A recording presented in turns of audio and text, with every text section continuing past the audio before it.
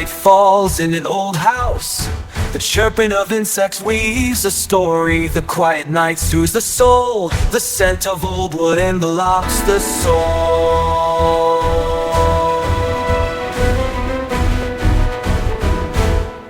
A moonlit window, I long to hear the rest of the old story. Even the peeling wallpaper sounds like the voice of a deceased loved one. The chirping of nighttime insects beckons me. They tell me the secrets of the old house.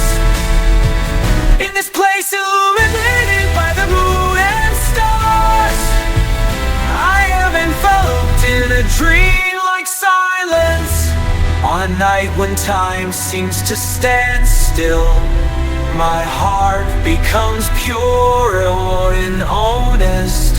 An old story is engraved in my heart, the beginning of a new night, waiting for Mary. When nightfall falls again, memories come back to me.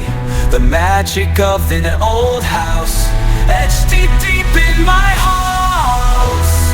Moonlight and the chirping of insects, sex intertwine, a dreamlike song of the night. The chirping of night insects beckons me, telling the secret of the old house.